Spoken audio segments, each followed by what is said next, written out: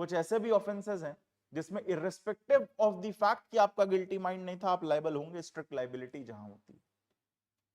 तो वो भी एक डोमेन है मेंस रिया का जो आपको देखना है। दूसरा, हमको एक डोमेन ये भी देखना है कि मेंस रिया की डॉक्ट्रिन इन जनरल और जो कोडिफाइड लॉ है उसमें वो मेंस रिया की डॉक्ट्रिन कैसे एप्लीकेबल है। ये थोड़ा सा पेचीदा कॉन्सेप्ट है कि जब आपने किसी चीज को स्टैट्यूट के फॉर्म में लिख दिया, अब भारतीय न्याय संहिता के फॉर्म में लिख दिया, पहले आईपीसी के फॉर्म में लिख दिया था, क्या इसमें भी जो जनरल मेंस रिया की डॉक्ट्रिन है वो हमको अप्लाई करनी है? अगर मान लीजिए किसी ऑफेंस की डेफिनेशन में कोई ऐसा टर्म यूज नहीं करा गया जिससे गिल्टी माइंड रिफ्लेक्ट हो, as an essential guilty mind लिखा नहीं गया है कोडिफाइड लॉ में, क्या वहां पे भी आपको ये दिमाग लगाना है कि हाँ यहाँ पे गिल्टी माइंड होना चाहिए या फिर उसको बरी कर दिया जाए क्योंकि गिल्टी माइंड नहीं था? ये सबसे पेचीदा सवाल होता है मेंस रिया का, और ये मेंस का क्वेश्चन भी होता है। मेन डॉक्ट्रिन ऑफ मेंस रिया की एप्लीकेबिलिटी इन कोडिफाइड लॉज, तो उसको भी अपन डिटेल में देखेंगे।